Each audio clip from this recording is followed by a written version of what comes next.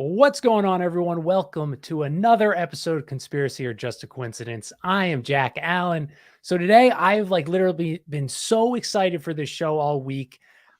This is with my fellow Twitter follower or mutual, Brad at Your Communist Dad. So as you can tell by the username, we're coming from a different side of the aisle, but I'm just so excited to hear your take, dude, on communism and conspiracy. So first, thanks for coming on the show. And how you doing today? Yeah, thanks for having me on, Jack. Yeah, this is a fun topic for me. Some gnarly history at play here, and definitely an intersection of some of my interests in terms of history, just nefarious shit, and yeah, just kind of like Marxism and how that all kind of has shaked out. I don't know grammar over the years. Well, dude, so I love because first, I mean, I would want to hear your how you got into conspiracies because it seems like conspiracies they tend to lead to this. The Mhm. goal is the global communist one world government. So I want to hear first how you got into conspiracies and about you because this is the first time we're talking. And so if you don't Yeah, mind telling everybody about yourself, all those good things. sure. No problem. So, as you may have guessed, I've not always been your communist dad.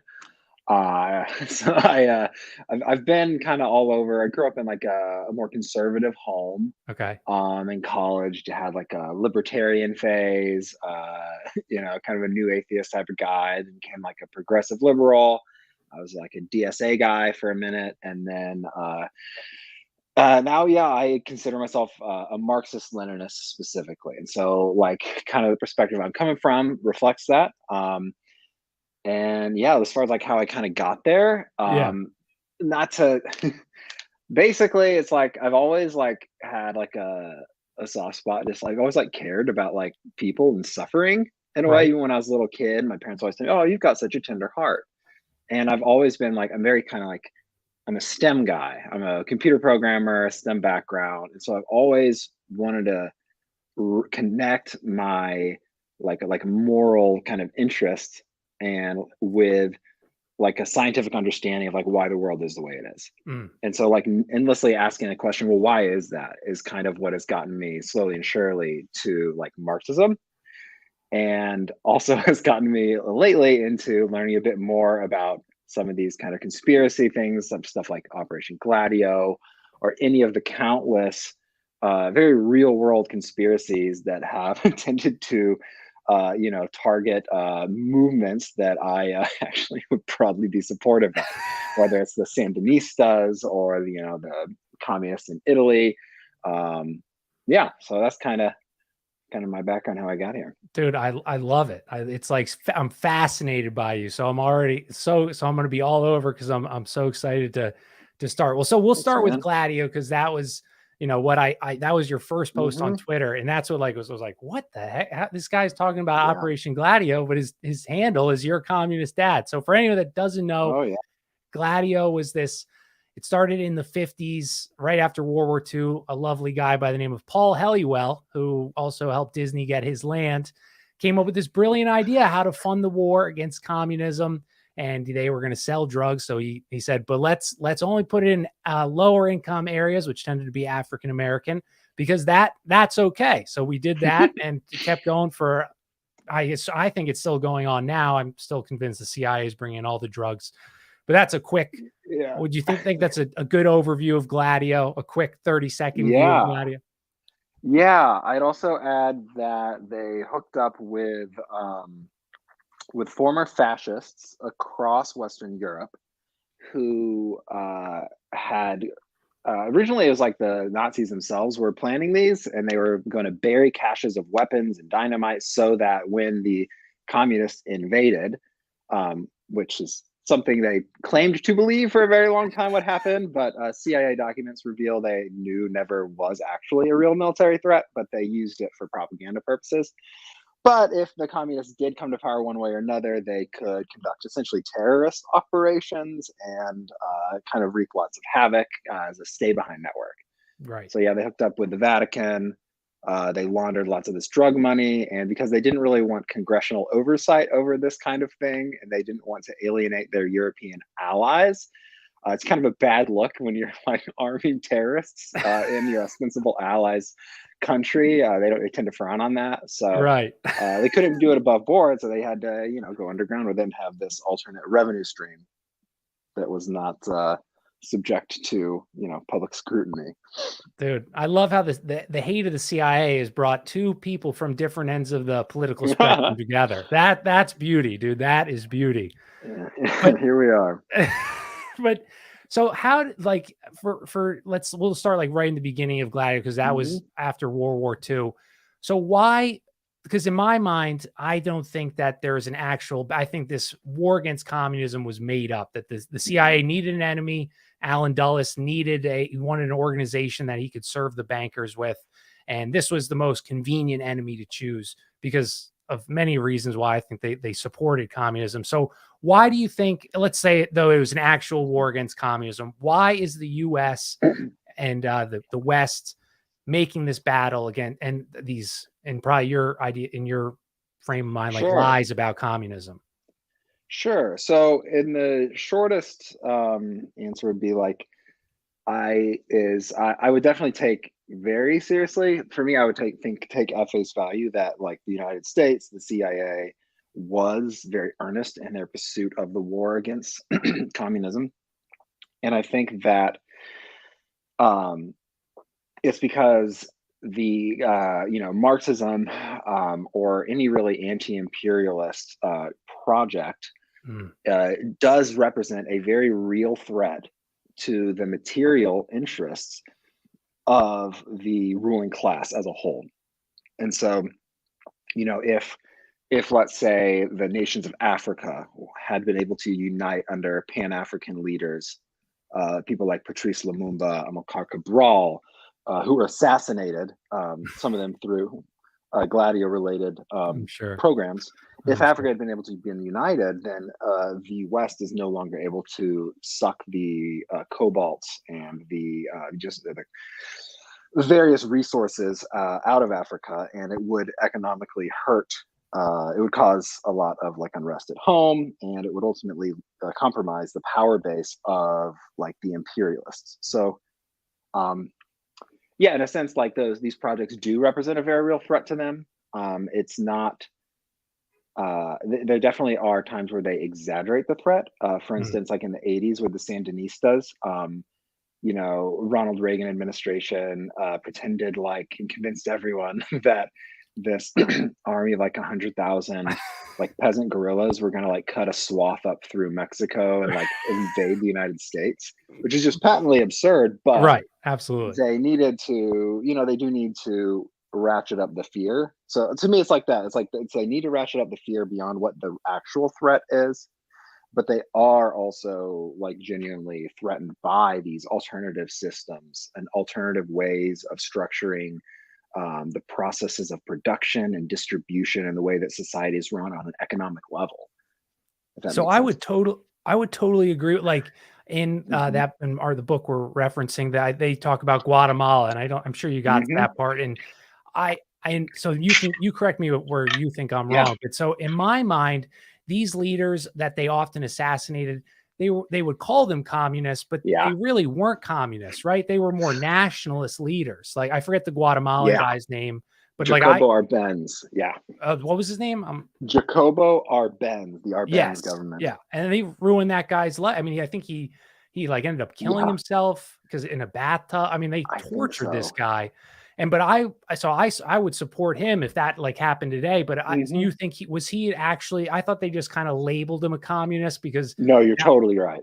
okay, Yeah, okay, that's exactly true. Like if you were so like when the Truman administration comes into power right after the war, they initially have this policy. So there's a really great book I'd recommend actually on this Yeah, topic yeah, that goes through this, but it's really great because it's a view from 10,000 feet. It's a global view love it. of all of these kinds of things. So like it fits Gladio fits into it really well, and it crosses from like the economic, political, and conspiratorial. It's called The Darker Nations by Vijay Prashad. I'm looking that And up I don't know right if there's now. a good way for me to actually. I have a document that I put like some notes kind of together. I Yeah, may share it afterwards, like in a comment or whatnot. I've got a lot would of love links to. Yeah, to awesome, lots of books, videos, podcasts, that kind of thing. perfect. Um, but yeah, in the Darker Nations, he talks about how basically prior to World War II, you have a this era of colonialism and imperialism, and that is when even the very idea of quote unquote the West as this cohesive whole emerges out of this process. Mm, And it's this process where you have feudalism evolving into capitalism. You have this new merchant class. They start trading. They get really good at navigating the seas. They discover the Americas and they find conditions that they are able to exploit to a historically unprecedented degree. The difference in disease and in military technology is so great that they're able to very quickly dominate. And then they take those resources back to Europe. They start going to Africa. They need a labor force because they've killed off so many indigenous people. The slave trade starts. You have the triangle trade. And in the middle of this, you start to see the emergence of capitalism, right? mm, And so in Europe itself, you start to see the invention of manufacturers where you're no longer producing things as an individual blacksmith. Now you've got a whole bunch of blacksmiths in a yeah, manufacturer working together and producing stuff more quickly, right? yeah. And so you can produce stuff for cheap. So then all these places they've colonized, like for instance, India, they used to produce like their weaving and looms and all that shit. They had Mhm. their own textile industry, right? Well, the British come in, they break the thumbs of the weavers and sell them cheap Manchester products, and it destroys their local economy. So it's kind of like like growing up conservative, like that. That saying of just like teach a man to fish, feed him Right. for a Yeah. day, or give a man a fish, feed him for a day, teach a man to fish. Well, that's like kind of how like imperialist, colonialist economics and politics work.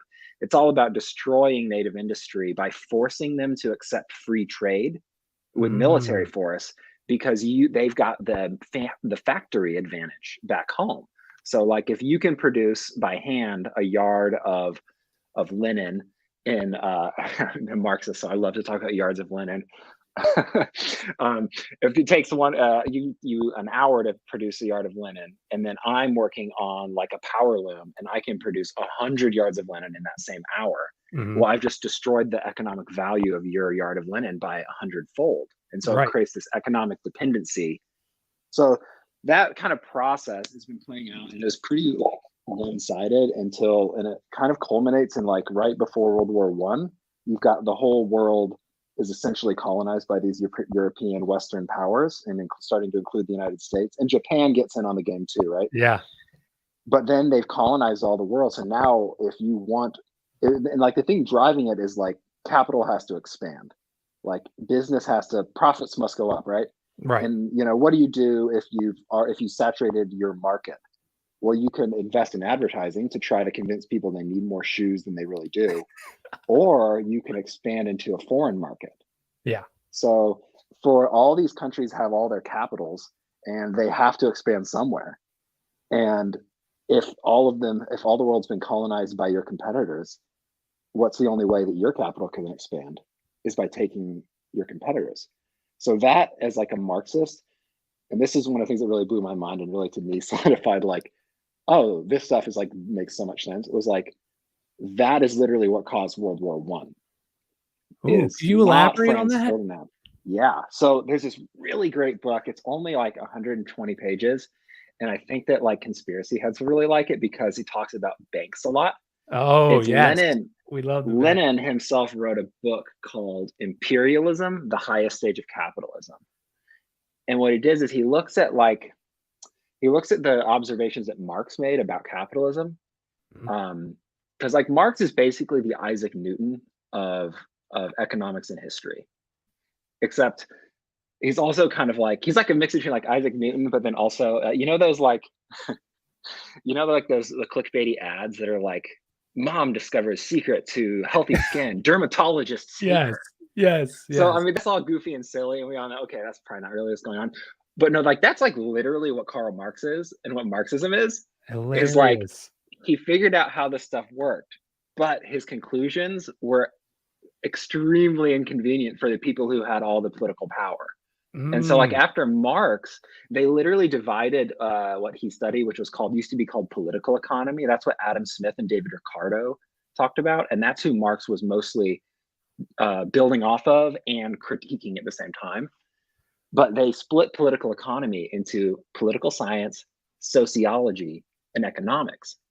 Because when you looked at them all together, you came to the conclusions Marx did, which is, hey, this capitalism thing is going to eventually tear itself apart, and you're not going to have this capitalist bourgeois ruling class and the proletariat. So what's going to happen is the workers are learning to organize their own production. You know, the capitalist doesn't, the certain person who owns the company may not even know how anything is done at the company. It's just like workers doing all that shit. And so Mhm. eventually they're going to kind of take over. That's kind of his conclusion. But Lenin took what Marx studied about like capital and the way capital and labor work together, and how capital like exploits labor to create, to accumulate more capital, and your capital is always growing.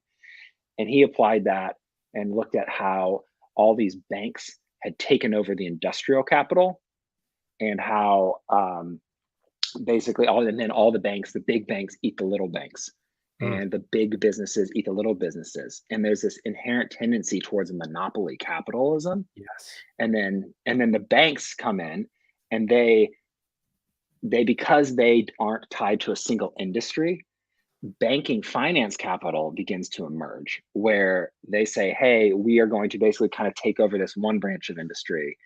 And because we have the advantage of, we can lose money in this one sector until our competitors go out of business, and then we buy them up It's because we have true. investment in other places. So like Lenin took that and he looked at how all the colonies had gotten together, and he's like, oh, look, well, British capital, French capital, German capital, Japanese capital, all these different capitals are looking to expand, and they have to, in order to like divide the world amongst them, they have to redivide it by like military conquest. You know, and for that reason, 30 million people died on the battlefields of Europe, and it was largely about getting access to all these colonies. One of the big things in the Treaty of Versailles is Germany loses her African colonies. And so that puts Germany in this really crazy place for the interwar period, where they still have this massive industrial base, but they've lost the ability to export their goods to the colonies, and they've lost their ability to get cheap labor and resources from the colonies back into their factories. So their economy is extremely unstable. Mm. And that's like what Hitler takes advantage of. And he says, hey, what we got to do is we're going to do colonialism in Eastern Europe. We're going to do what the United States did with Manifest Destiny, but we're going to do it to all of the Slavs, and we're going to kill the Jews while we're at it. And so Right. basically he was just trying to do colonialism, but all the other European powers who did the same thing in like the Belgian Congo, or like, Right. in Africa and Southeast Asia, they're very upset at the idea of doing it in Europe. So, uh, but yeah, basically, like at the end of World War II, though, all of these colonial powers had beaten themselves up so bad. The Soviet Union emerges, and who emerges as the most powerful nation in the world? It's the United States, Mhm. And so there's this weird period where like the United States has a bit of a different model, where we don't like to directly control territory. We prefer to do like it's called neocolonialism. Right. And so like our banks and our companies will own the mines. And then the European powers did not have the economic and military force to defend their colonies anymore. So Britain basically says, hey, if you forgive our debt that we racked up during the war with the Lend-Lease program, we will open up the British Empire, our markets, to your capital. So the United States becomes this really weird new hegemonic financial capitalist power that doesn't directly control all that much territory, but enters these kind of client state relationships with Western Europe and with lots and lots of these puppet governments. Mhm. But because the colonies are beginning to gain political independence, a lot of these countries, like in Guatemala, moving back, sorry, people like Arbenz, or people like Sukarno in Indonesia, or Modi in India, Mm. Nasser in Egypt, some of these third world, you have the rise of what's called the third world movement. And this period right after the end of World War II until like the mid 70s is one of the most crazy periods of history, because this American system of imperial domination has not yet solidified. And all of these countries where they had been under this brutal colonial rule, they're beginning to assert themselves. And for a minute, the ruling class, the bourgeoisie of these countries and the workers, they share a common interest. And that interest is, wouldn't it be great if Unilever didn't own all of our shit and we could use our own resources to make our lives better, like you read Yeah. about, like in Guatemala. And Right. Arbenz was just one of those guys. He's like, yeah, it would be cool if all of our wealth wasn't getting sucked off into like some bank in New York or London. And the CIA is like, nope, actually, you are a communist and we have to kill you in order to take you out. Well, dude, I think in the perfect example is like Castro. Like the U.S. press loved Castro. They fly him to New York City. Oh yeah. And I don't know what did he do that then it's again, and then they try to trap him in New York, and then what did he do that pissed him off? Oh my gosh, I'm sorry, I'm always recommending shit. There's season 2 of there's this podcast called Blowback. Okay. And season 2 of this podcast talks about the Cuban Revolution. It's very entertaining. The first season is about the Iraq War. Very entertaining, very funny. They have like a cameo with H. John Benjamin. It's really great. I highly recommend it. But right, they talk about it. But yes, like when Castro initially comes to power, he was not a Marxist-Leninist. He was just like a nationalist, like one of these guys. And Batista was like such a shithead that the United States wasn't like that upset to lose him. And they thought that, so like when the revolution comes, it's different class interests. It's not a purely proletarian or peasant revolt. There also are national bourgeoisie. And like a lot of these third world kind of nationalist movements, it is cross class. So like the people who own the factories, the bourgeoisie, they also hate the Batista regime. It sucked for them. Now they have so some of their interests are in common, but some of their interests are different, because some of those people, what they want is they want to be the ones doing the exploiting of workers and peasants, and they just don't want to share that with foreign people. But then you've got your peasants and workers who they want to actually have real political power. So when Castro comes to power initially, it was not clear whether he was going to be just a liberal democratic leader who had thrown out a corrupt regime, which the United States would have been fine with, if not for the fact that Castro started to nationalize, and he started land reform. And that's the best way. If you want to get assassinated, do a land reform. Do land reform. It's over. You're cooked. Or nationalize your oil. Yeah, that's another example.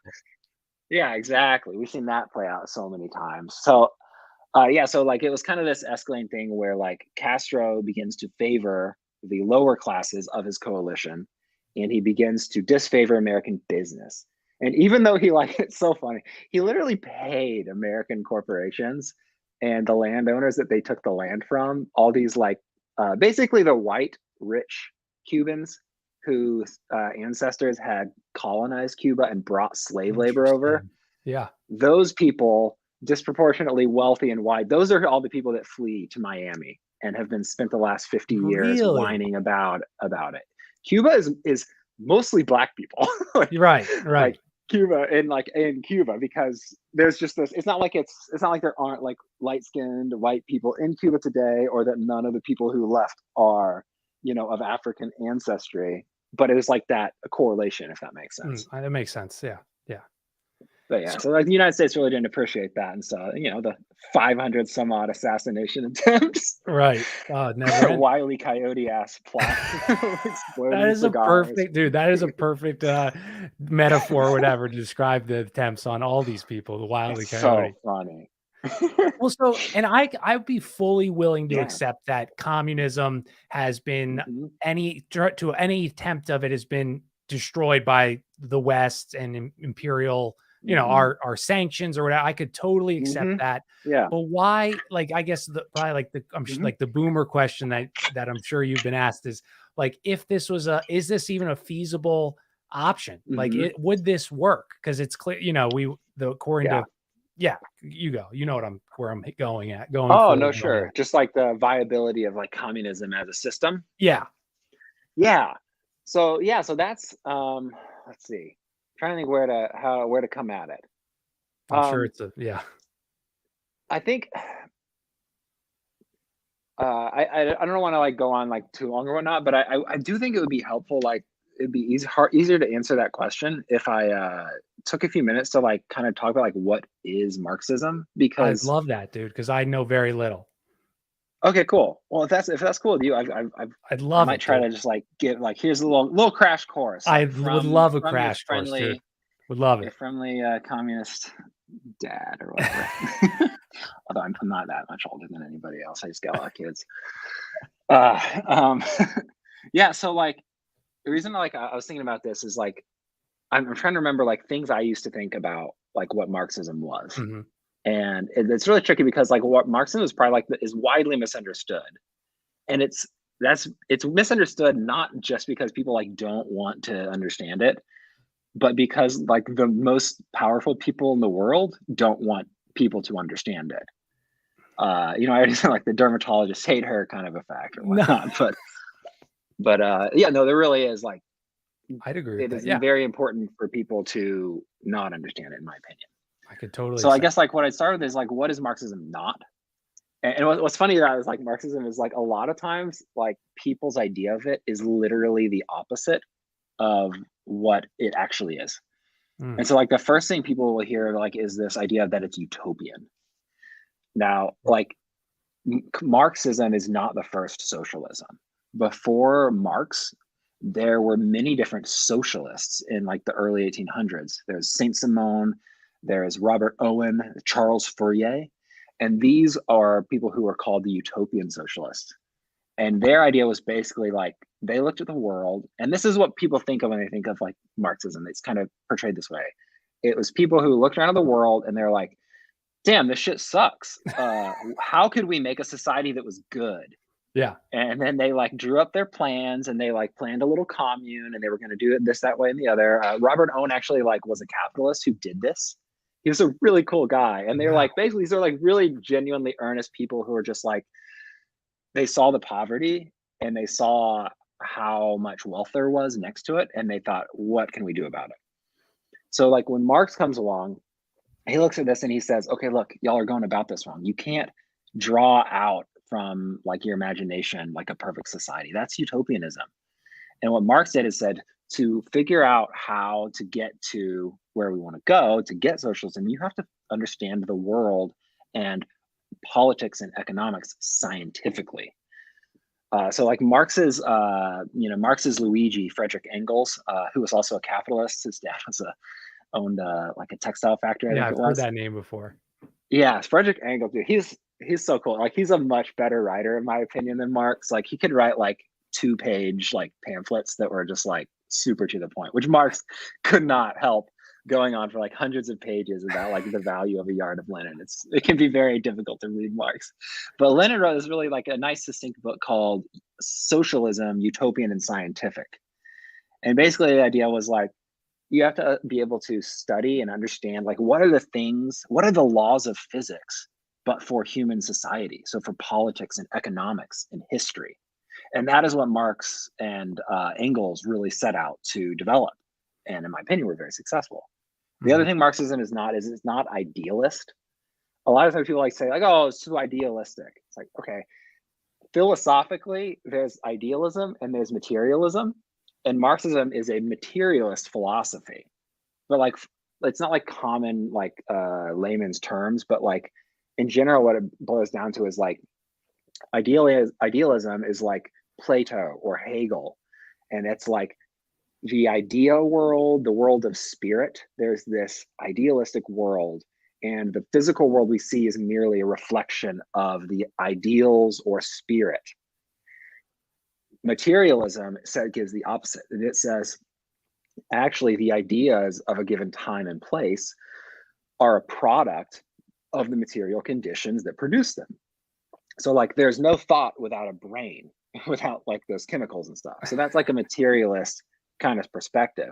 But Okay. it basically the way like it kind of plays out is like there are ideas today, like our ideas about maybe democracy or free enterprise or even socialism and communism.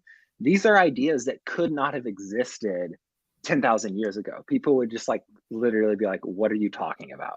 Because Fair. their Yeah. world was so different. Right. So, and the last, like Marxism is not like a religious dogma. It's also not really like a code of ethics. Like people can be dogmatic about Marxism, but to me, it's kind of like it's something that Marxists are always like whining at other Marxists about is when, oh, you're being dogmatic is like a very common like Is it? insult. Oh yeah, and like every good Marxist has like written about dogmatists. Like Mao talks about the dogmatists are lazy bones in like one of his works. So like it's like you can be dogmatic about it, but it's kind of like because we view Marxism as scientific, we believe it's self-correcting and Mm, it's always evolving as we observe more data and we integrate that into our analysis. interesting. So like being dogmatic would be like if someone like an engineer or physicist really loved Newtonian physics and then Einstein comes along and he's like, no, actually Einstein, you're wrong. Newton clearly said that mass and Right. velocity Right. work this way, right? So like I think Che Guevara actually had a good quote like that where he's like, yeah, like Marx may be wrong about certain things, but it's in the same way that Newton was right, even if Einstein comes along and like adds nuance to it. Which isn't the thing. It isn't to say not every Marxist. It's easier to be dogmatic than it is to be like flexible and scientific in your thinking. So you Mm, will find dogmatic Marxists, I'm sure, maybe dude. more than you will find folks who are like more flexible thinkers. That's Oh yeah. that's So as like far as like that's humans. Yeah. yeah, so I suspect you probably heard some of those. I know I did the way it Mm, was kind of was painted growing up. But as far as like what it is I would say like Marxism is like an analytical method for understanding the world, and it's a practice informed by that method. So, and like there's a name for the method, and it's called dialectical materialism. hmm. And what that means is materialism we just talked about. It's like, hey, we understand that like even our own thoughts, even like Marx himself, his thoughts are a product of his time, which is really interesting because when he makes mistakes, you can actually use his idea to critique him. Hmm. It's like, oh, it would make sense that Marx would maybe have some unwoke moments. He was a 19th century German man living in England. Right. Like, Right. Right. yeah, makes sense. But yeah, so like the dialectics thing is this other thing, and dialectics is basically the idea that like if you want to understand a thing, you have to examine it not in isolation, but in its relationships to other things. So, like for instance, like what is a husband without a wife? These things depend on each other. They're mutually dependent for like their existence. There's no like meaning. Similarly, like there's no such thing as a master without a slave. Hmm. So that concept of dialectics, Marx actually got it from Hegel, Right. who was Yeah. an That's what I was idealist. thinking. Yeah. The Hegelian Yeah, dialectic. Marx freaking loved Hegel. He loved it, but then he, as Really? they say yeah, he was one of what's called the young Hegelians. No But then what way. he did is, oh yeah, if you find Hegel interesting, yeah, you should read about like Hegel and Marx because in Socialism's Utopian and Scientific, Engels writes about this and gives a good summary of it. But basically, what Marx did is he took Hegel's dialectics, thesis, antithesis, synthesis kind of stuff. Yes. I have not read Hegel, so you probably know more than I me. know. I only know But from other people. So that's yes. So don't worry. yeah, We're in the same boat. so like Marx was like, oh my God, Hegel was so smart, but he was going about it backwards. So Marx turned Hegel on his head because Hegel said that Hegel believed in the spirit and like this phenomenology of spirit, and that these ideas, their dialectical development is what drives the physical material world. Marx said, actually, dialectics is true, but it's true in the physical material world. And what we see in the idea world is like a reflection of those material changes, which kind of sounds like, I'll give like an example that makes maybe a little more sense. But basically, yeah, so it's kind of like looking at how one thing, how something changes qualitatively over time. Like things aren't static. Like there's a tendency in like a lot of liberal thought to look at things like a taxonomy and to favor formal logic. Like Ayn Rand would be an example. A equals A. Right. so like that holds that's like true enough most of the time that you can think about it. You know, you could think about like a pound of sugar is a pound of sugar. Yeah, oh yeah, sure. But if you like really look closely, that pound of sugar, like, you know, some of the sugar crystals are blowing off. Maybe there's some moisture is introduced. It starts to melt. Some of those chemicals are breaking down. Over time, that pound of sugar is not a pound of sugar anymore, right? And so, like, or another example would be like you can take water and you start to increase the temperature, right? Eventually, you hit a boiling point and it has a qualitative change. So that's a dialectical way of looking at things. Is like, how do we have these qualitative changes? And basically, nothing is static. Everything is always in a constant process of change. And the changes it undergoes are part of its interaction with other things. So, like evolution is a good example. Like, you know, you can have like a small change in like the anatomy of a duck over time. Eventually, that duck is going to evolve until it's not even a duck anymore, right? It's going to be a Right. different species. Yes. Fair. So like Marxism is like taking that kind of idea and looking at politics and economics that way. So like for an example is like and when you start to look at history that way, you get to historical materialism, and that is like what Marx is like really famous for. And he has this really great quote: "The history of all hitherto existing society is the history of class struggles." Ooh, And nice so quote. for Marx, the things, you know, like in Newton, you've got like mass and velocity, and what are the, you know, things that influence physics? What are the categories? For Marx, looking at history, it is the class struggle between different classes, and a class being like a relationship in the process of like production. So like the most fundamental thing about a society is how you make your bread, how you produce your clothes, how you get shelter.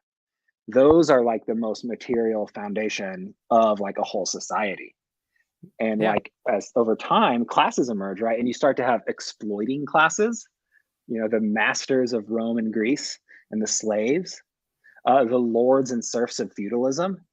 Today we have the capitalists and the workers, but other categories exist like settlers and natives, colonizers and colonized, and looking at how these things interact with each other and the struggle between these groups with directly opposed interests is what drives history forward, is like the Marxist view. So like, Interesting. yeah, so like previously, like and it kind of helps you understand, like we used to have like, you know, 500-600 years ago, folks were sitting around and we had like feudalism and like serfs and shit. Well, how did we get to where we are today? Like stuff is very different. And to really understand that, you have to look at the way that like the feudal landowning classes and these new merchants, there was like a struggle, and it was a struggle between one exploiting class, the feudal lords, and another, which is the merchant bourgeoisie. Mhm. And eventually the bourgeoisie, they get the upper hand and they kind of become like the real ruling class, the real seat of power. So like a lot of some of like the conspiracy things or like Masonic lodges and stuff like that is like, to me, it's like very rooted in that context of these class struggles, not necessarily between like the upper class and lower class, but between different upper classes, as you have two different competing but complementary Okay. economic systems in this process of one is developing out of the other. So like capitalism emerges out of feudalism, and we That's still a have aspects beautiful. of, I never heard that before, but that's an awesome, like that's awesome. Yeah. yeah, yeah. So like when we still have like aspects of so like feudalism's gone, right? Mostly in most of the Yeah. world, Yeah. but we still have landlords. Where do we think that came from? You know, that is a holdover from feudal times. We still have like a fucking Queen of England. You know, there are still feudal arrangements that persist from one stage of history into the next stage of history. And so to loop back onto like your question about like how viable is this? Yeah. Like in the Marxist view, what Marx looks at is he looks at this, the central contradiction of capitalism is the contradiction between capital and labor. And capital is wealth that is in the process of being turned into more wealth. It's actually funny. He actually describes it as like having these occult like powers by which Wow. money is transformed into more money. And on the Ooh, appearance of it, it has this very magical character. And I love think that. for a lot of people, Yeah, but what Marx does is he's all about demystifying. He says, okay, what's really going on? He presents this dramatic illusion, Uh, and then he explains how the illusionist does it. It's like a debunking video. that is hilarious, dude. Wow. You are great with And what metaphors, Brad. You are a beautiful, you should be like a poet or something. oh, thank you, thank you. I'm mostly just cribbing off of folks who said it better, but I didn't hear that, so keep going. no worries. But yeah, he so basically he's like, okay, so what's really going on? And he says, okay, let's look at our worker. It's like a worker works for 10 hours and he produces a product that's worth $100. The capitalist pays him $50 for his time and pockets the 50 remaining. That 50 remaining is profit. And so what Marx says is he builds off of like David Ricardo, the liberal, and Adam Smith a lot. He Mm. really admired them, which I think is maybe surprising to a lot of folks. But Yeah, he I never admired them knew while that. also he introduced new wrinkles or new dimensions of analysis that they missed.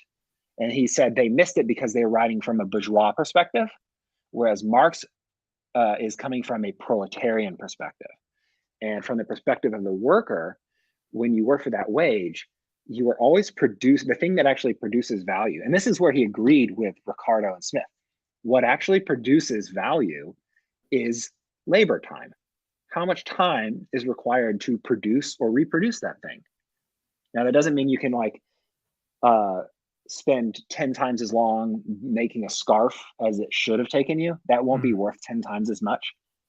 So what Marx says, it's actually what is the socially necessary labor time?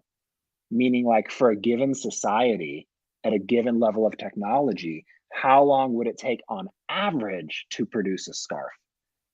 And if it takes you 2 hours and it takes me 3 hours, our scarf is worth the same Mm. in terms of economics. So that's like Marx's kind of like the core of his theory is looking at how value is produced.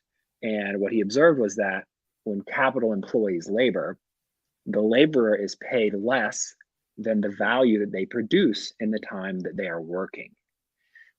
And so that's why he calls it an exploitative system. But it's harder to see. It's not as apparent. It has this magical quality to it that former systems, like if you are a slave, it is very, very obvious. No one is under any illusions about you're being exploited, right? No, Or if no you're a illusion. feudal serf, if you're like your lord is like, it's Saturday, it's time for you to work for me today, corvée labor. Everyone knows what's going on. Yes. But under capitalism, it's not done by the entire person's life hold. There's not like a person is owned for their whole life. And it's not done like in feudalism, where like today you work for you on your land, and tomorrow you'll work for me, the Lord, on my land. Mhm. That's also very obvious that exploitation is happening. But under capitalism, it's broken down like to the hours. So you may work 5 hours of the day reproducing your own wages. And the last 3 hours of the day, you are producing profit for the capitalist. And so it's kind of hidden. It has this kind of mystical kind of Yeah, I'd quality agree to with it. that. Yeah. So that's kind of like the core of Marx's analysis. And but like because he looks at like history as this process of development and the struggle between opposites, like I said, like capitalism emerges out of feudalism. It's a very long process. It's not entirely peaceful. In the middle of it, you have most famously the French Revolution.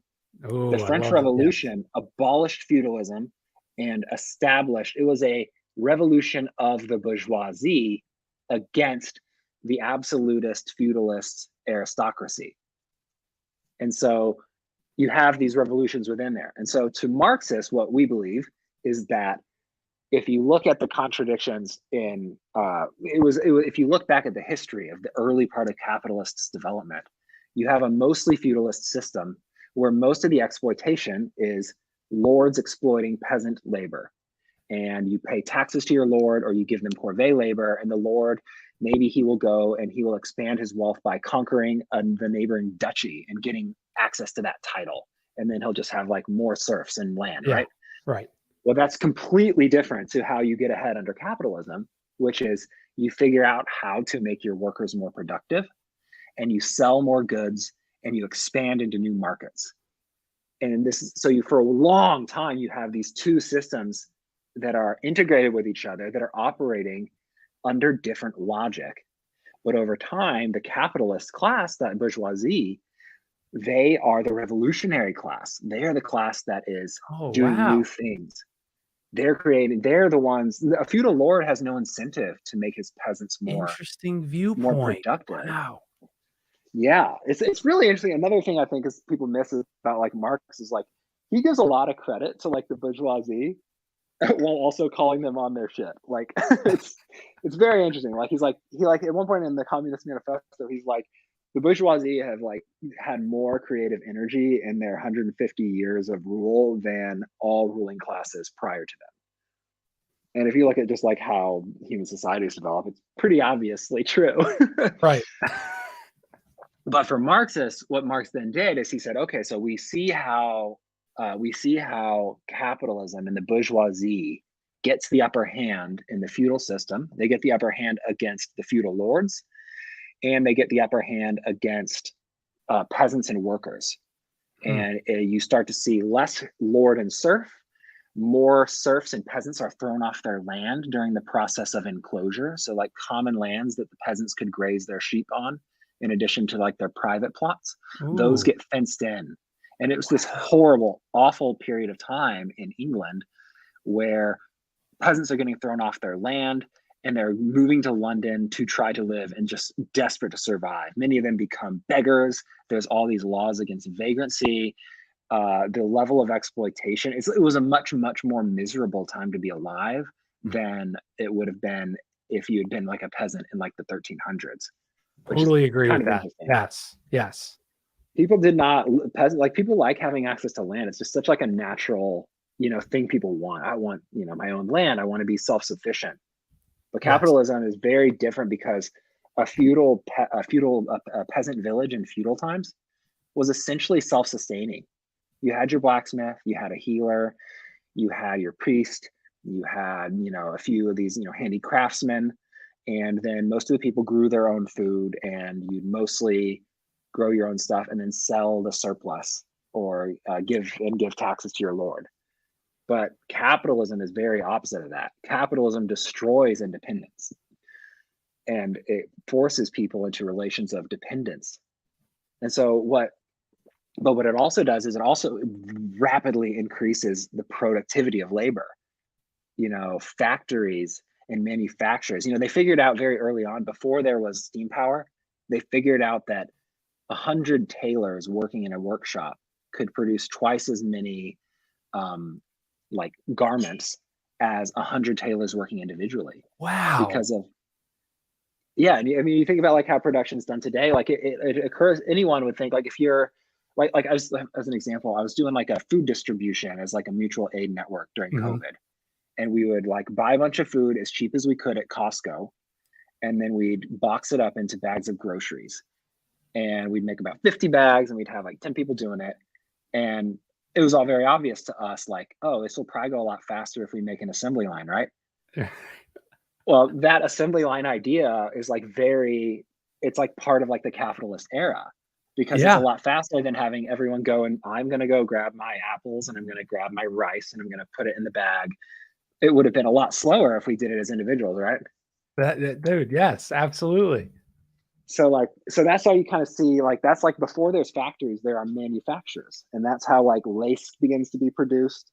And once you have all those workers in one shop, they start figuring out like, hey, what if we specialized? Instead of all of us doing the same thing and sharing our tools, which is efficient and saves money, what if we also like, hey, I'm just going to do this one type of cloth. I'm only going to do this one part of the process.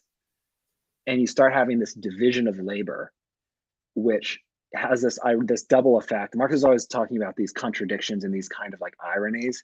And it's like, on the one hand, it reduces the worker to very menial tasks repeated ad infinitum, and kind of turns the person into a machine or a cog in the machine. But on the other hand, collectively, it means that you can produce 2, 3, 4, 5 times as much shit in the same time as a group that you used to, right? Yes. Yeah.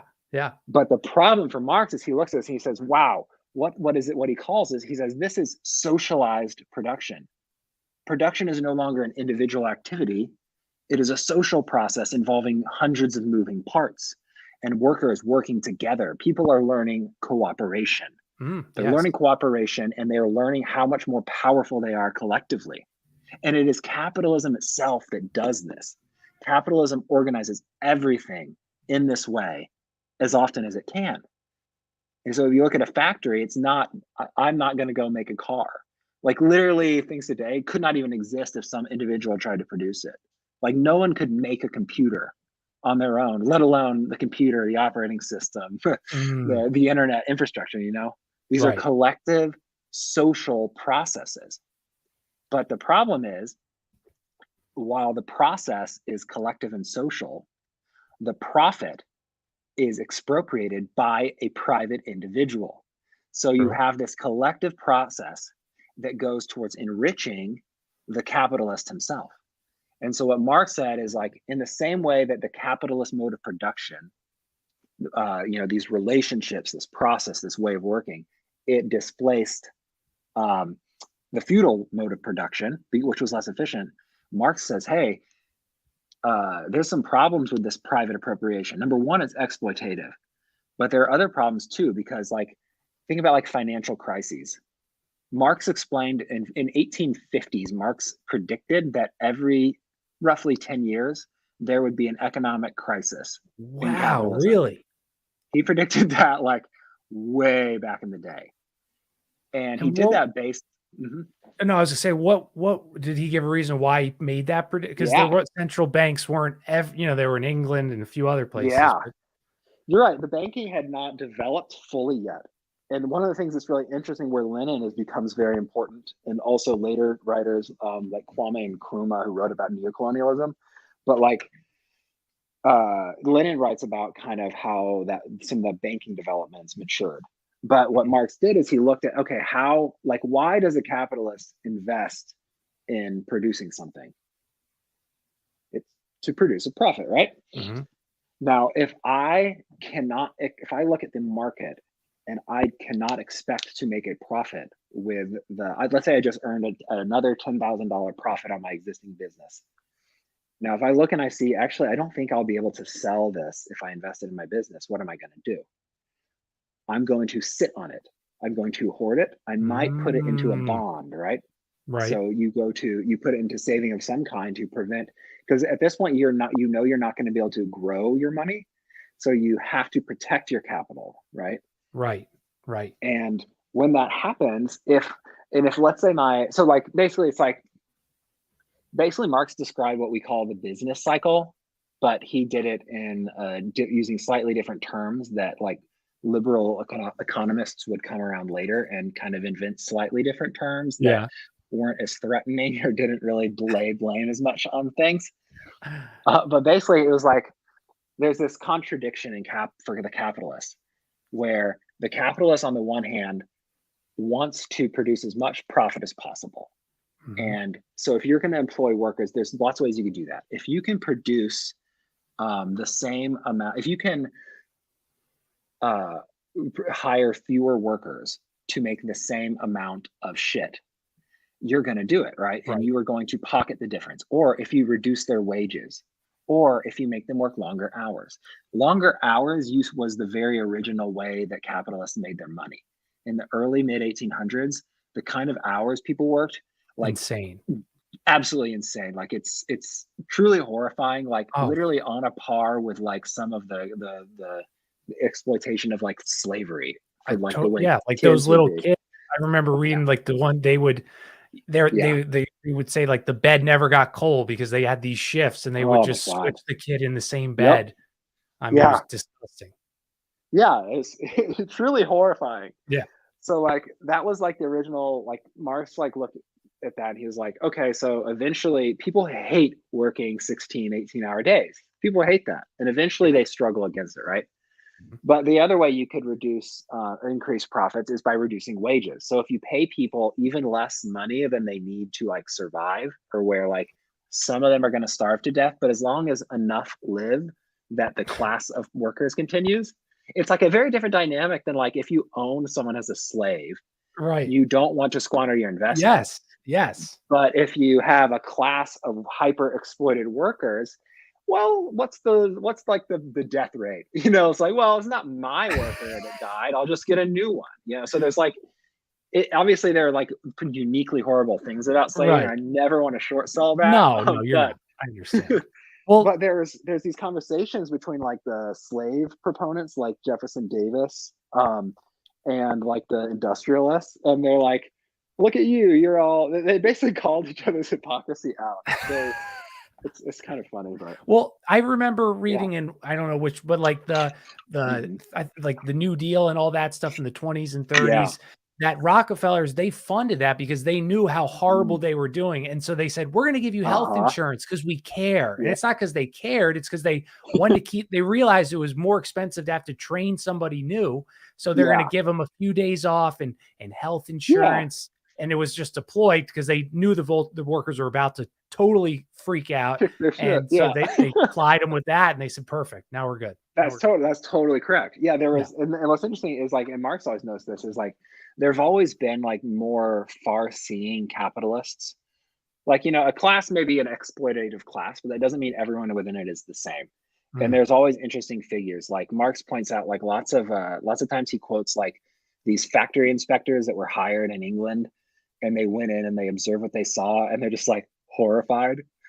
But like, yeah, so it's like you got to promote stability. But like, what I was saying though is, so there's this contradiction. So like the capitalist on the one hand wants to pay his workers as little as possible to enlarge his share of the profits, proceeds of labor, that goes to labor share and capital share, right? Everyone kind of gets that.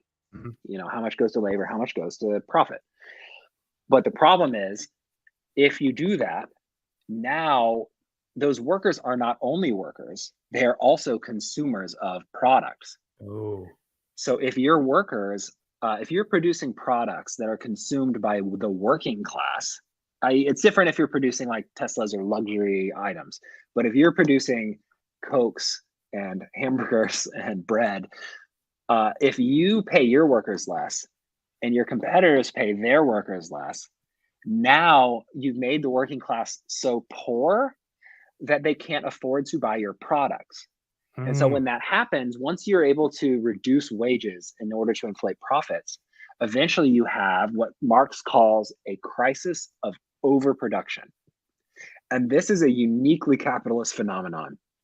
There are no crises of overproduction in feudal times, and there have not been any crises of overproduction in socialist countries. Right. This is That a makes sense. uniquely it's like, remember the housing crisis 2008. Think how the absurdity of, we built too many houses. Right. Now everyone has to be houseless.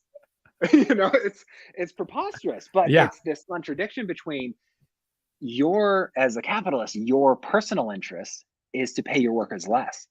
But as a class, it is in your collective interest as the capitalist to have workers with enough money to buy your own products. So there's this contradiction there that plays out. And how it plays out is it doesn't come to an equilibrium. It lurches. And so you'll have like, when you have a crisis and like wages, go down, those people aren't buying shit. Eventually it gets to the point, where it bottoms out and capitalists realize, hey, wow, workers are so desperate. There's so much unemployment that I can pay my workers half what I used to. I'm going to start increasing production again because I can pay them so little. So you start producing more, right? You hire those workers. They're just glad to get a job. They'd rather have a job than be the person without a job who's starving. So you start producing. Now you start selling, right? Mhm. Well, then your competitors are doing the same. And now, hey, the workers are like, hey, you need more workers, right? So maybe you hire more of them. Maybe now, because there's less unemployment, they start asking for better wages. So you start paying them more. The general prosperity is going up. The amount of Mhm. stuff you produce is going up. But then those workers eventually you reach like a glut point where like Ooh, I like you've produced so much. There's no mechanism for saying, hey, actually we should stop producing more. That's like a mechanism capitalism doesn't really have. And so what it does is agreed. if you and I both produce shoes, and it's like market's booming, baby. We are just producing as many shoes as we can. Suddenly we realize, oh my God, we're not going to be able to produce enough shoes. Now it's a race between you and me to unload all our shoes, because those Yeah. shoes are like those shoes are capital crystallized into a commodity. And we want that capital to get back to money so we can continue this process. But if it doesn't sell, that is value that just goes poof, right? Hmm. And so like we realized, oh, I can't produce, I'm not going to be able to sell these shoes. I'm going to cut my labor force in half. So we both cut our labor force in half. Now there's more poverty. Now even fewer people can buy the shoes that we are making. So like that's this kind of crisis. And it's very interesting the way like Marx like constructs the argument. He just like starts with, he looks at the capitalist and says, what are his interests? He looks at the workers, say, what are their interests? So there's this competing interest between workers want to get paid more and have more to live. Capitalists want to maximize profit, but also capitalists have to compete with other capitalists, because if you just decide to pay your workers more, you're going to not make enough profit. Then you won't be able to afford the new machinery that your competitor does. And it kind of plays out over time. Can I ask? So this is like sure. the one big question that I wanted to ask you was, like, all this stuff I totally agree with. I totally agree with that. But so like the guy I think I talked about in the messages is Anthony Sutton. So he wrote like this 3 series on how Wall Street funded all these. So funded Hitler, they funded the Bolsheviks. So, and he said the goal is, or his opinion was, that these robber barons, they want a corporate socialist model where they're the monopoly. There is no other option. Everyone works at the Amazon pod, you know those jokes. And so that's what he said the real goal was. So how would you stop, like communism, how would you stop somebody like a Jeff Bezos or an Amazon from dominate? Like what, like do you have to have the state or what, how does this balance out? Yeah, that's a great question. So like, again, thinking about like how, you know, capitalism develops out of feudalism. Capitalism has this logic we just described, right? But there's basically the logic of capitalism is, you know, also because of competition, because the way one capitalist gets over on another capitalist is by making his workers more efficient. Well, that requires more investment in what Marx calls constant capital, which is like means of production. That's like machines or like the stuff that you're producing, right? The problem with constant capital or like machines is they don't actually earn any profit on their own. They only earn profit. The only profit comes out of human labor that you working those machines. So like over time, because you and I are competing to make more shoes faster, we have this arms race of technology where we're trying to build bigger and better factories, right? Yeah. So that we can have fewer workers making more shoes, right? Right. Well, the problem is, if everything stayed the same, which it never does, you and I would both make more profit, each paying 1,000 workers to make shoes than we would by paying 100 workers to make shoes.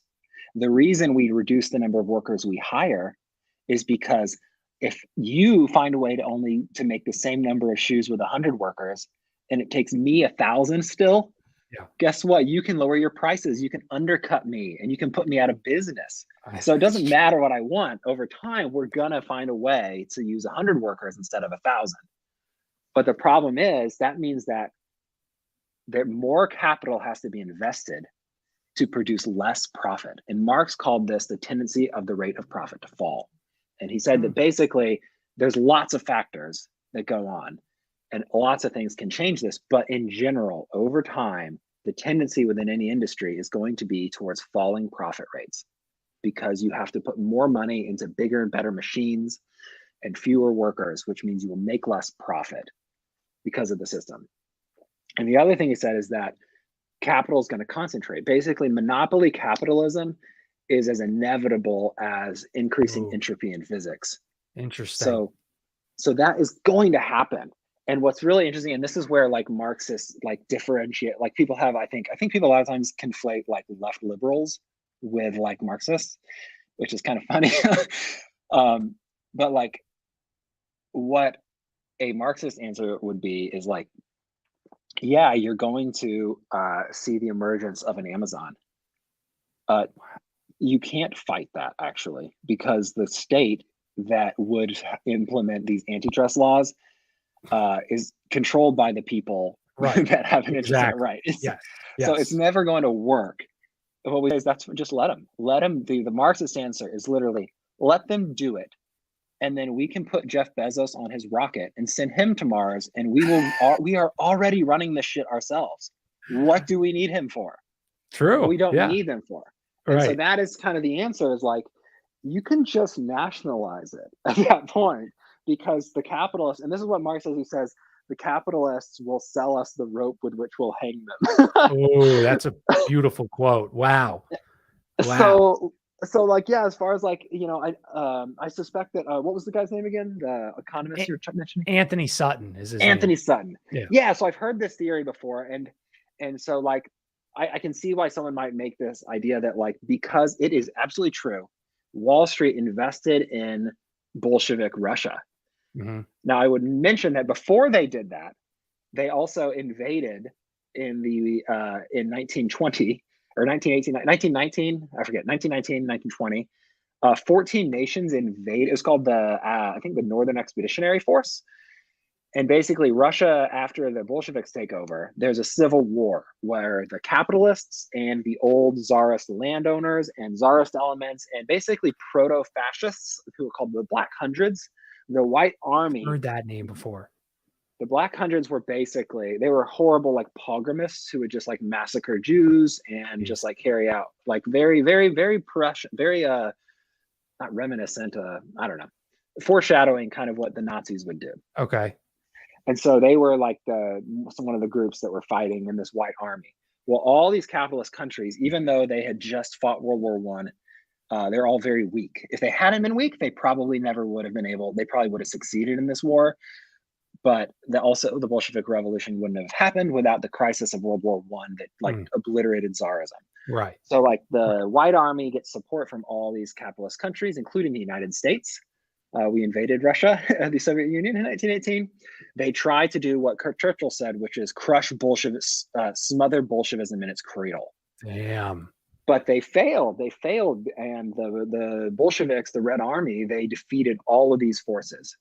Wow. But the issue is that, like, Russia, even before World War One, Russia was what we call like a semi-peripheral economy. So like they were kind of part of the West, but also not. They were kind of like spreading Western capitalism towards the East. They were colonizing Central Asian people. And those nations were in horrible, horrible state of oppression. Like what is now Kazakhstan, when the Bolshevik Revolution happened, there were less than 1,000 high school graduates in that region. By the time the collapse of the USSR, Kazakhstan had more college graduates than France. Wow. Anyway, so like it's really hard. It's often very like, it's just not mentioned in my experience when I grew up learning about these things, how far behind Russia was. Even before World War One and the Civil War, Russia was so far behind Western Europe in terms of manufacturing.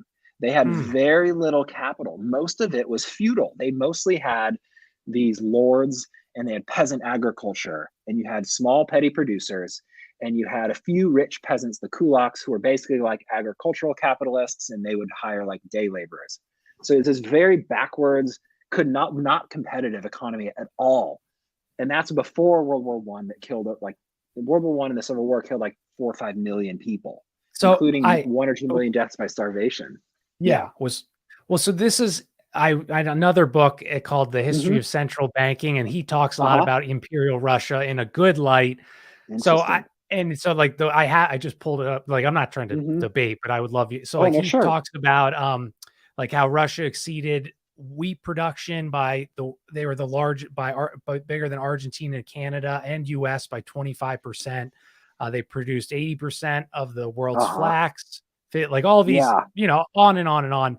And so obviously he's anti-central bank and anti-Bolshevism. Is he talking about Tsarism or so like Union? He talks highly of Tsar Alexander too, and then how his point was, this was his point, once they got rid of the central banking, because I guess that was existed for a little bit in like the mid 1800s or late 1800s, and they kicked it out. And the moment they did that, their production and all this stuff just, they dominated. They did real well. So that's a question I have. What date did he say? What date was that? It was so by like 1914, That was when Mhm. 83, like all this their national debt was less than 2%. It was funded by Wow. the Russian state highways. They exceeded commercial canal tonnage by 11 Yeah. million. British were 10 Mhm. million. Um, Yeah. on Yeah, like so Tsarist Russia was definitely they were developing. They were at a point where they were starting to develop a capitalist style economy, and it right. was changing rapidly, and there were a lot of reforms that had happened. Mhm. But like it took England centuries to go from peasant agriculture to what it Yeah, became.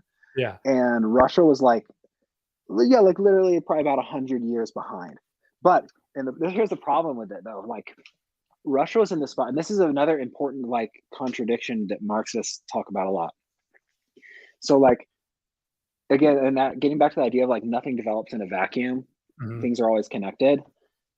Once capitalism exists in one country, capitalism is not free to develop in the same way out of feudalism in other countries Mm, because that capitalist country they immediately set about opening up the world to their open up the I world's like that. markets Yes, to their yes, goods. So as yes. soon as capitalism emerges in Europe, suddenly all of these peasant producers who don't have the advantage of collective labor, essentially socialized labor, have the benefits of what we believe will be the basis of socialism, which is working together.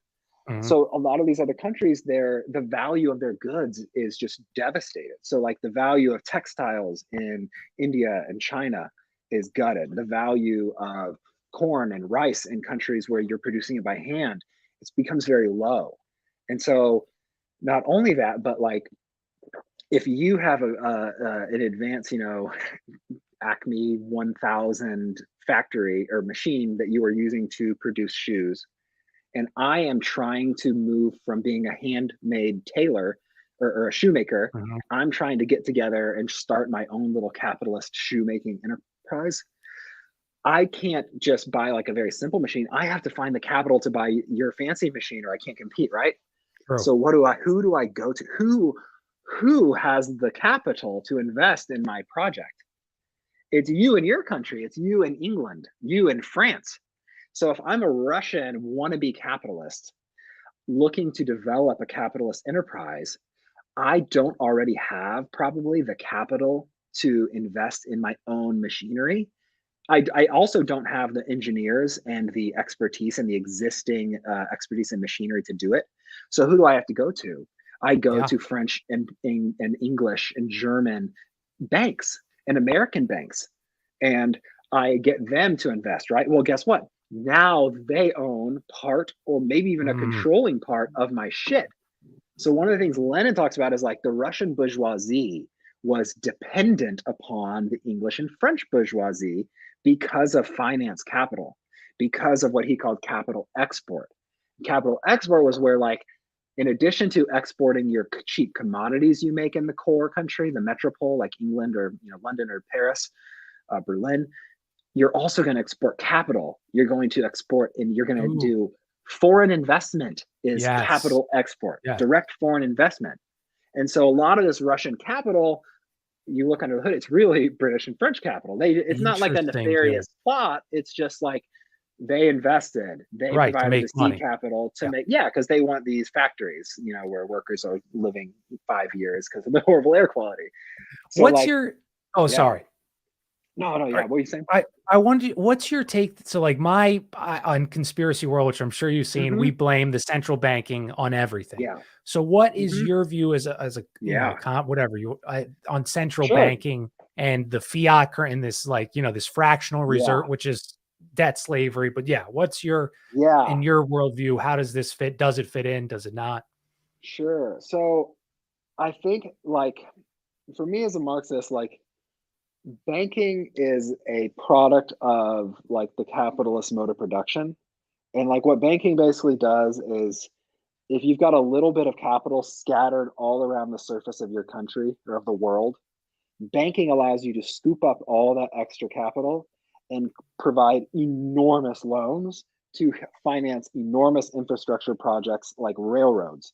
So Mhm. without the credit system, things like building railroads and giant canals and things like that would not really have been possible. So the scale of production needs this banking system. But basically the kind of like the contours I would look at is like, yeah, finance capital is absolutely like the bane of the world. Like it is literally it it costs a lot of human lives. If you Yes. look at countries like Jamaica, Right. have you ever heard of like the Manley government in Jamaica? I have not, but So no. in like the night, so okay, so like just like storytelling kind of big picture, like so like all these imperialist banks, they're dividing the world between them. You have all these cartels forming. You have these associations like Rockefeller, and you have DuPont, and you've got, all these just massive monopoly associations. Lenin wrote about that a lot, and how these they basically control or are essentially synonymous with their respective governments, and they're all looking to get a bigger share of the pie globally. Mhm. But Yeah. so they're all looking for colonies to get the resources out of. They all want to go find some little African child and force them down into a cobalt mine so that we can build our iPhones and have them for, you know, Two the years. American workers are going to be exploited. Yeah, exactly. Also, yeah, it doesn't need to last long. In fact, the quicker it breaks, the better. So all that great fun stuff we all are so familiar with, but like, um, it has a lot of it has to do with like that finance capital is like directly connected to state power, Mm. political power, and military power.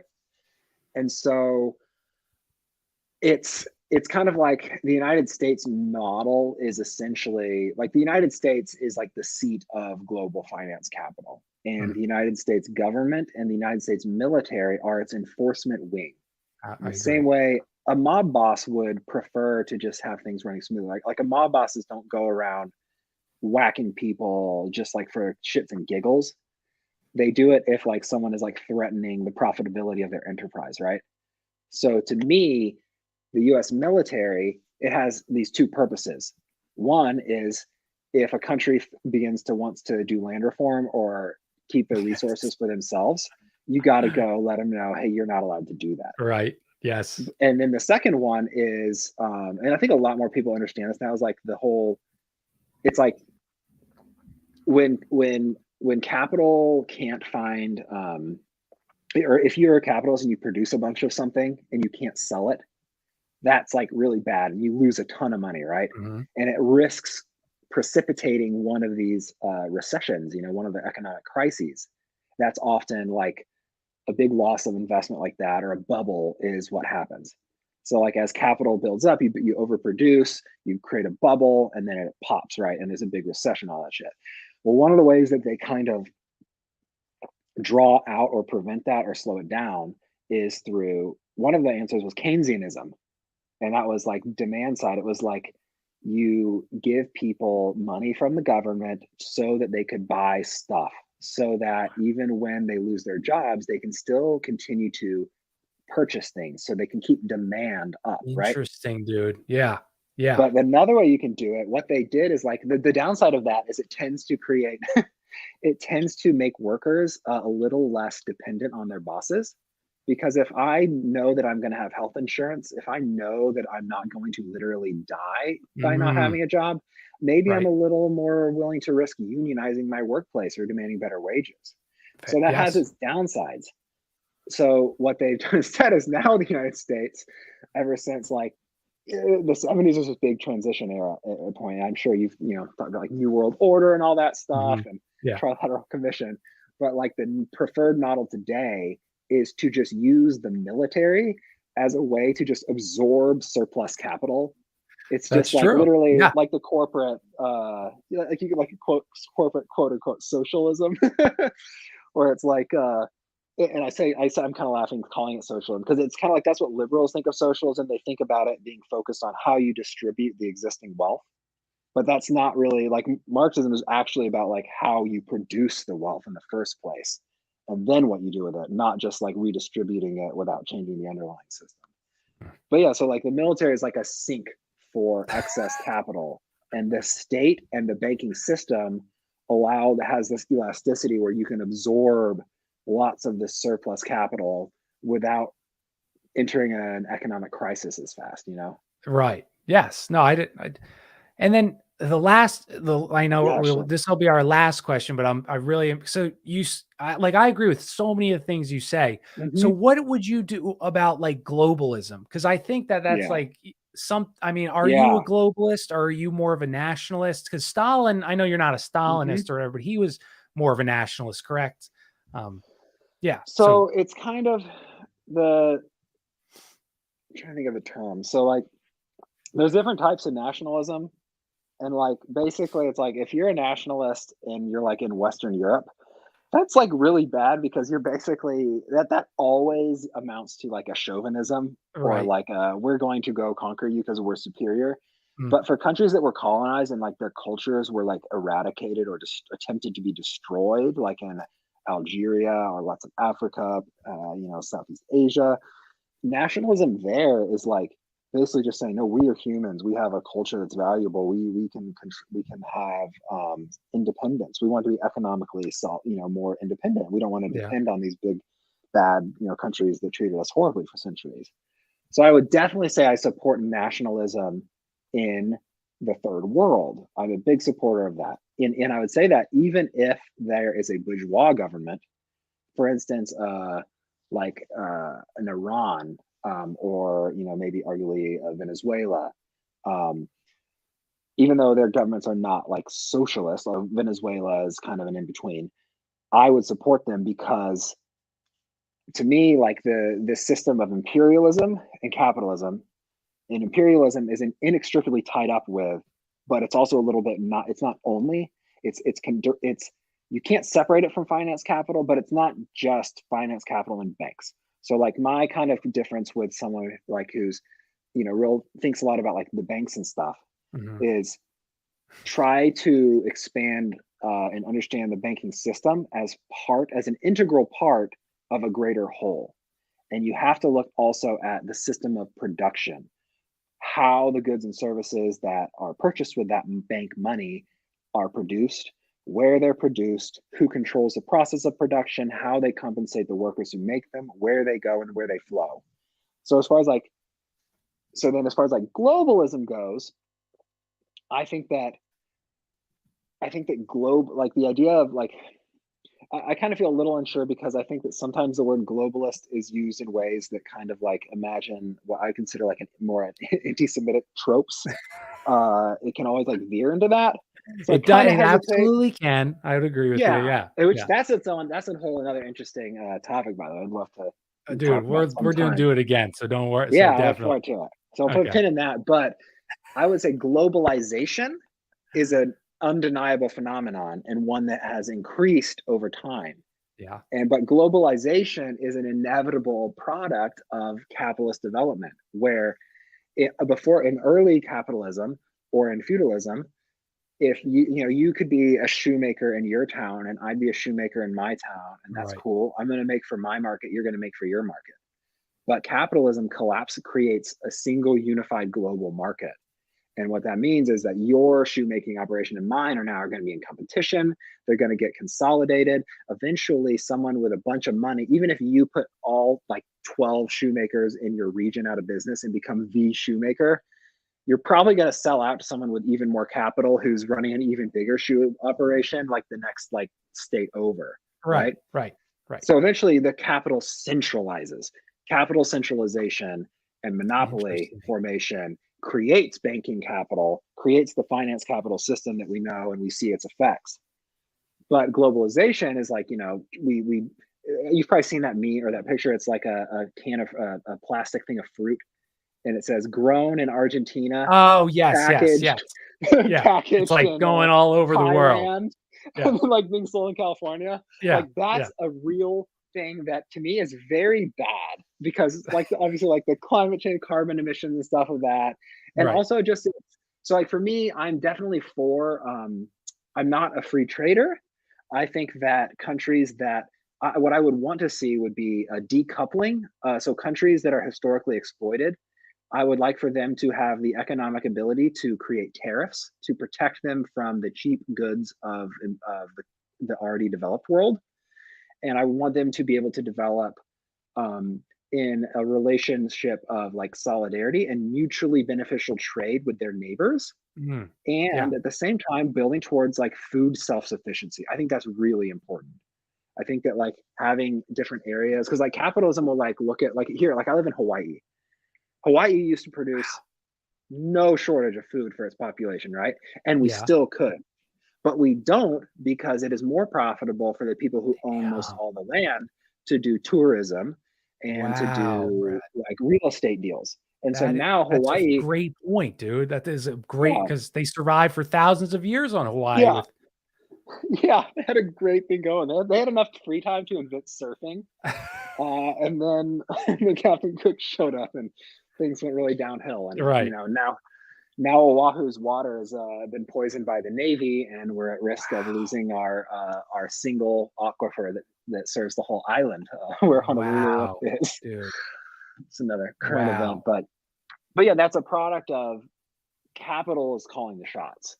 So like capital has it's like got its mind of its own, and I think that like parts of like this where I think conspiracy is really interesting. A lot of it to me is like capital is like this can be this spooky inhuman like object, and it's very dehumanizing, and it operates in a way Marx called this idea, he called it commodity fetishization, and he basically said that like the commodities that we engage with, they kind of mediate our relationships with each other, and they're this mysterious force that demands things of us, and we kind of worship them almost in a sense, but because it's like mysterious, it's like hidden for us. And he Mm. compared it to what at that time people thought like indigenous religions were about, like, you know, spirits inhabiting things.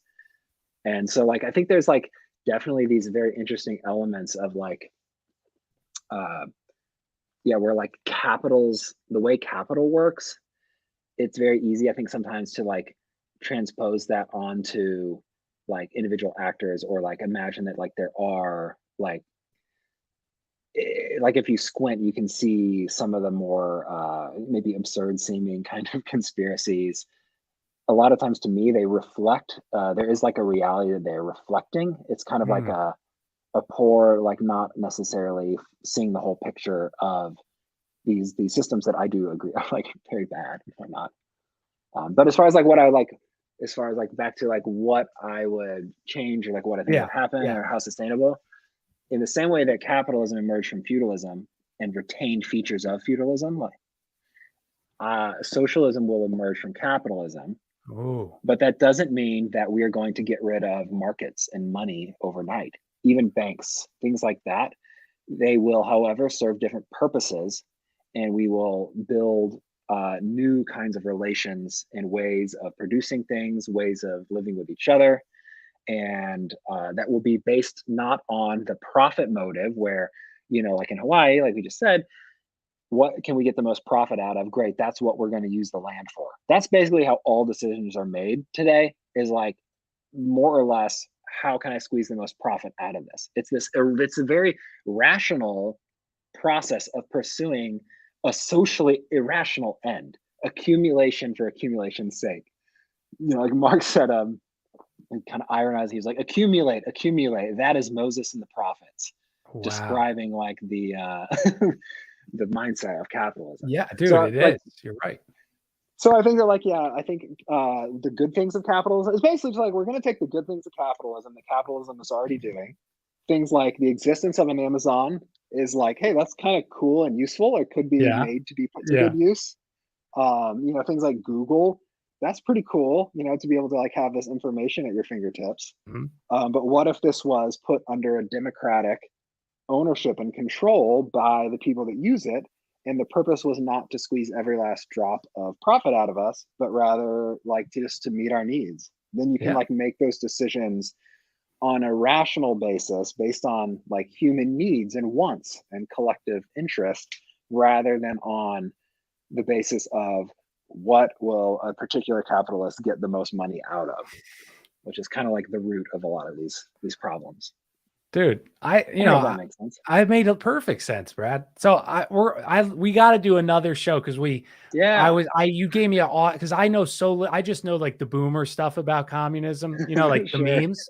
So this was Yeah. very enlightened, and I'm sure a lot of the people that listen to the show, they probably didn't know. So this was our next one. We'll get into some other the topics we didn't touch on. But do you have anything to like promote or where people could find you or anything Yeah. like that? Yeah, you can follow me on Twitter at your communist dad. You are not Y-O-U-R. I've got let's see, does this chat like get persisted anywhere or whatever?